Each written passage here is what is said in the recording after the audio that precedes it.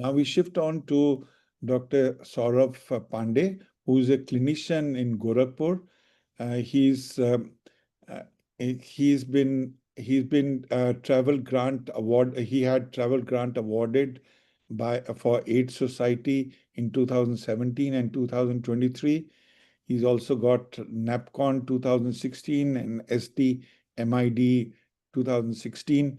He has more than 20 research papers published and presented in conferences, conducted 8 clinical trials on different aspects of COVID.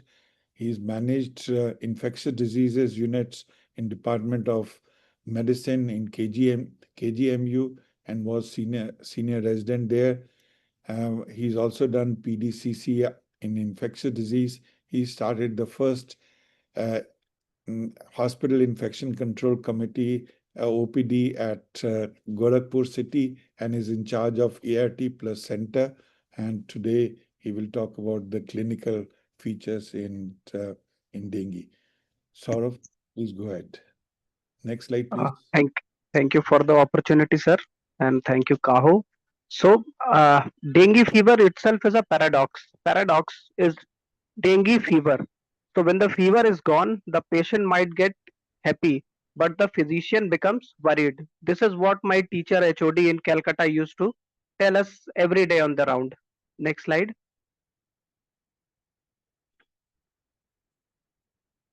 So, we have already seen this slide. So, after the incubation period, when the first symptom occurs, mostly over next 7 days we have the viremic phase, and with the viremia we have the fever. Once the fever goes down, we have the critical phase and then the recovery phase. So we start with the febrile phase first. Next slide. So yet another slide on course of dengue. If you see the course of dengue, uh, potential clinical issues are always occurring after the fourth day. So we have to be more conscious after the fourth to fifth day when the fever deference start, as well as the famous platelet count in dengue also goes down during the critical phase, and the hematocrit tend to go up similarly. Next slide. So most of the patients present to us uh, during the febrile phase with acute fever. This is what the presentation is, and it should always be seen in the background of a outbreak. Sporadic cases of dengue are far less, and travel history is of paramount importance. So what we see is a severe headache.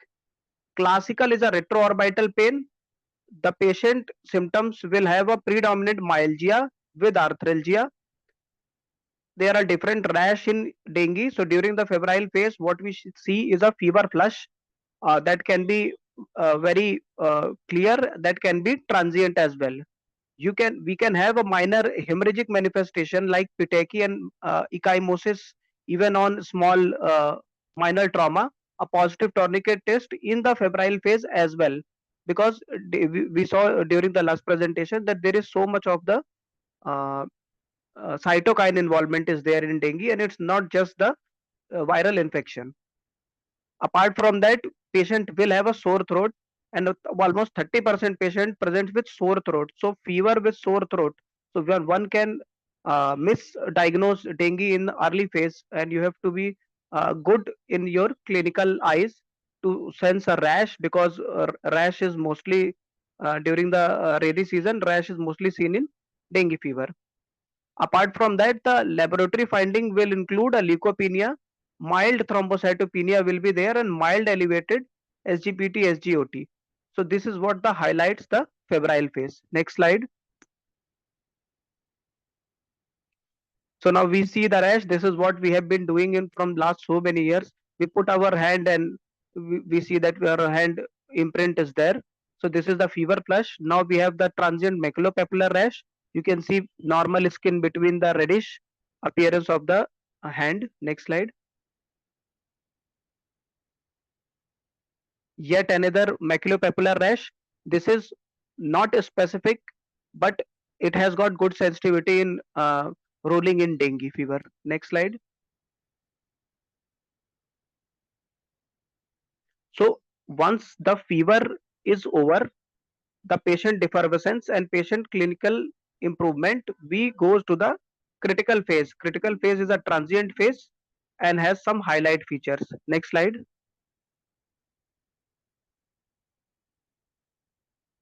So what we see during the critical phase is the phase when we see rapid decline in platelet count. So a rapid decline in platelet count accompanied by rise in hematocrit. So this is what is the most common thing that the patient inquire with us is the platelet count. And platelet count is a byproduct of the pathophysiology, but hematocrit rise due to uh, extravasation of fluid in the extracellular compartment is the hallmark feature of dengue fever. It is the critical phase where we see the warning signs. Mostly warning signs we see when patient becomes afebrile. So what are the warning signs? Clinical accumulation of fluid in the form of ascites or pleural fluid. We can get that. Liver enlargement more than 2 centimeter on examination. Patient presenting with acute abdomen. Patient has persistent vomiting. At least 3 vomitings in a day should be considered as persistent vomiting and not 10, 5, 15. So even a patient of dengue fever who has become afebrile is vomiting 2 to 3 times should be considered as a warning sign and should be considered for dengue with warning sign as a diagnosis. Mucosal bleed, you can have mucosal bleed, nasal bleed, bleeding in the urine, bleeding from the rectum, as well as bleeding in the eyes and bleeding and CNS bleeding. And the last will be lethargy or restlessness. So presence of warning sign makes you alert. Next slide. So we go for 3 rashes in dengue. Initial was flushing. We saw the flushing. We saw the mottling where normal skin was there along with the reddish appearance of the skin. These are transient rash, which is followed by the maculopapular rash right in the third, fourth day. Eventually, what we see is a rash which is itchy and not responding to any drug. So when the patient is in the recovery phase, during that time, patient develops itchy rash and sometimes we make the diagnosis of dengue because of the itchy rash and the patient present to us in a delayed situation. Next slide. So now we move to the recovery phase. After critical phase, we move to the recovery phase. Next slide.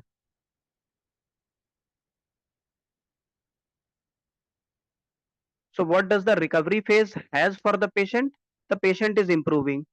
There is gradual reabsorption of fluid into the main blood stream. Therefore, the blood pressure of the patient where there was uh, far reduced systolic blood pressure in comparison to the diastolic blood pressure, it becomes normal or it becomes to improve. The patient will have increased diuresis, especially during the night.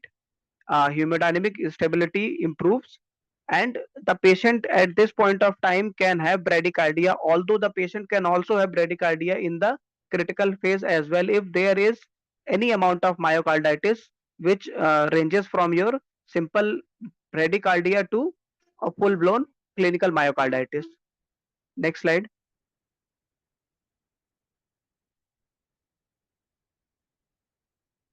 So during the recovery phase we have two important uh, carry home messages that the IV fluid therapy need to be tapered down to stop because already 3 to 4 liter of fluids get absorbed from the periphery of the body to the main circulation. At that point of time, hypervolemia and associated pulmonary edema is always a possibility. Apart from that, if the patient was in refractory shock, even during the recovery phase, the patient might shows the features of liver injury, that is ischemic hepatitis and hepatic encephalopathy. A large study from Japan has shows nosocomial infections are far rare in dengue fever, and even we conducted a study in KGMU as well as in Kolkata, and we found no significant nosocomial infections among dengue patients except for patients who are critically ill. Next slide. So what medical complication during the febrile phase? Dehydration, high fever and febrile seizures, especially in young children. Critical phase, shock from plasma leakage, severe hemorrhage, organ impairment. During the recovery phase, Most of the patient recover, but hypervolemia and associated acute pulmonary edema is also seen regularly in clinical setting. Next slide.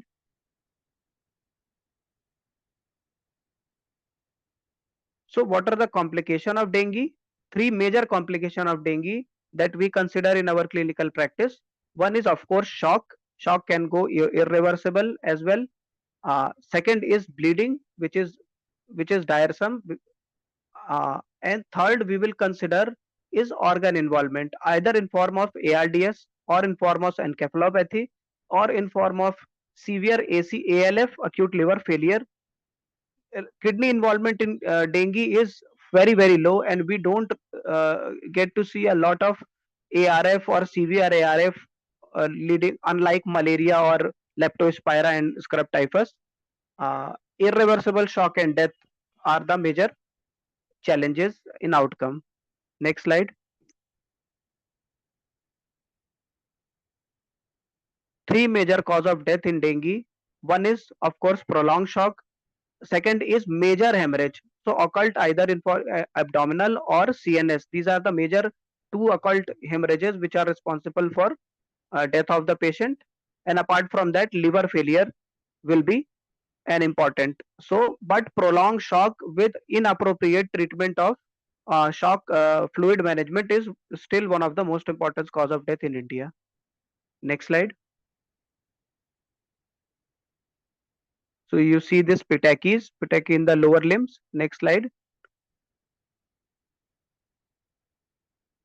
So we see this clinical manifestation is in dengue hemorrhage. Earlier dengue hemorrhagic fever term was used, but if we see complicated dengue or DSS, we do see a lot of hemorrhage. Hemorrhage always accompanies in all these patients. Next slide. So already discussed, I will move forward. Next slide. So case definition, very simple: dengue with or without warning sign and severe dengue. So no dengue hemorrhagic fever anymore.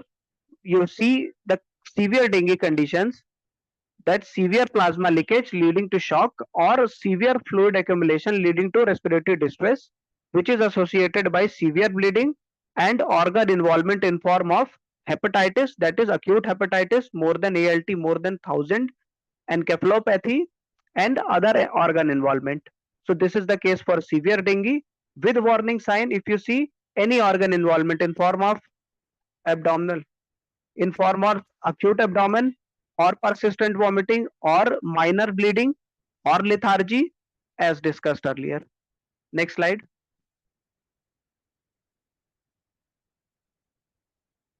I will move forward. Next slide.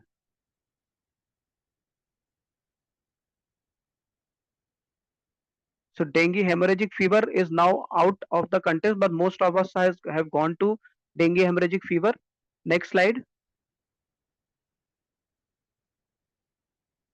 So dengue shock syndrome still remains as a very important diagnosis. Rapid and weak pulse. This is a decompensated shock. So we have a rapid weak pulse, narrow pulse pressure, hypotension for the age, and cold and clammy skin at the clinical presentation. This is a case of pure circulatory failure, and the prognosis is guarded. Prognosis is never good in case of dengue shock syndrome. Next slide.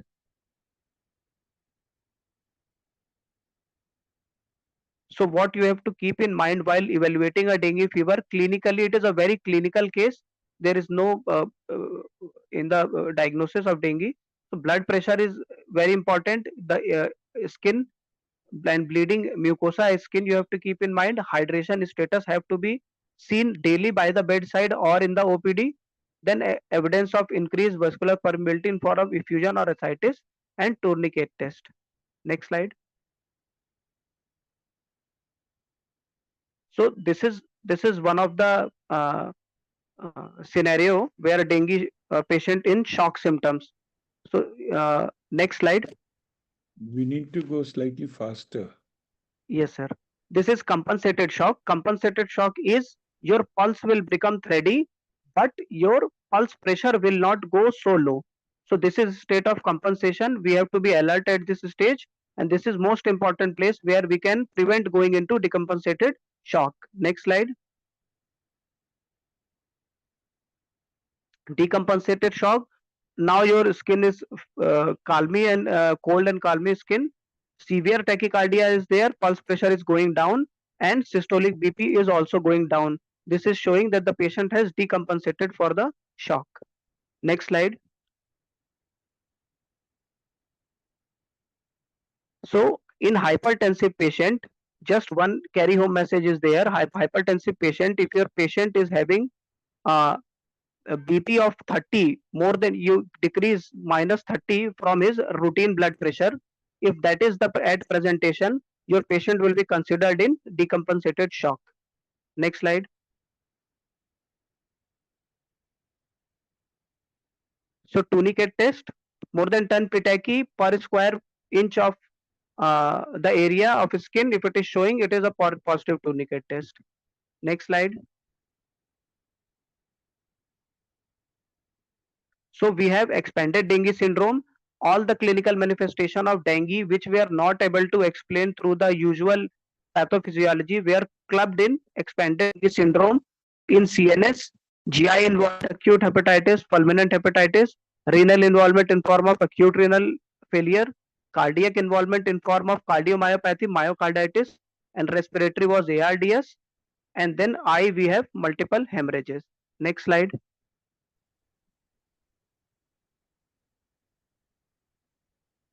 So slides are a blur to me.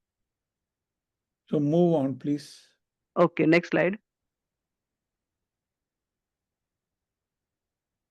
Just a note on dengue in pregnancy. Pregnancy is a high risk condition with respect to dengue, whether it present, either it is presenting late or at time, because hemorrhagic manifestation as well as the complication are higher in pregnancy, as well as perinatal transmission of the disease is also seen, although the number of cases are far less because these are not easily diagnosed, uh, and the actual prevalence of the disease is also low, but the average time between mother illness and the newborn onset is almost 7 days, similar to most of the intrinsic incubation period.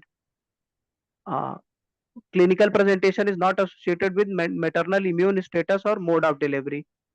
Okay, just like malaria. Next slide. I will skip this. Next slide.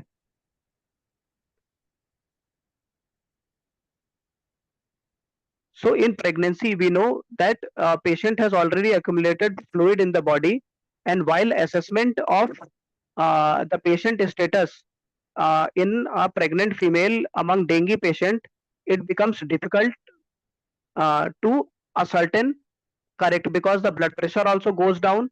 So sometimes we overestimate dengue in a pregnant female, or in presence of excess edema, we underestimate the amount of dehydration a pregnant female has during the critical phase of dengue fever.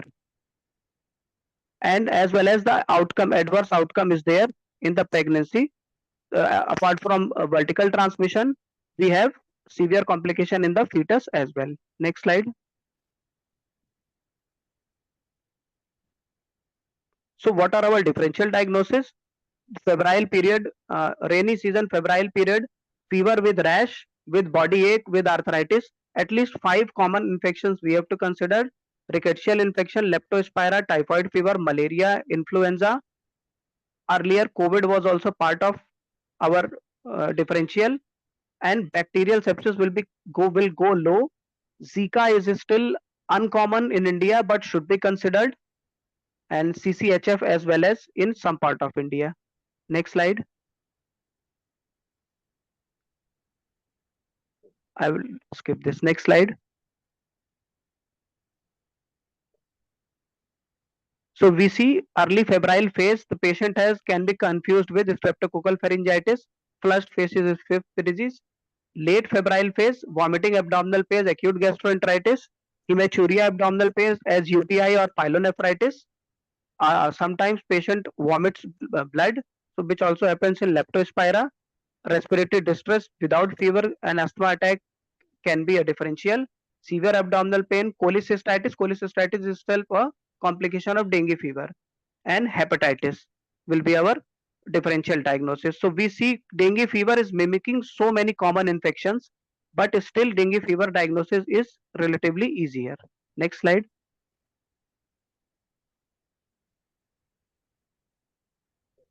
So this is a comparison between the most common infections that we come across as AFI in India. And shall I discuss this, sir, or skip? Oh, thank you. Thank you. Okay, Okay. thank you, sir. I think Thank you, sir. you laid the stage for what are the things to consider and what dengue can produce. Next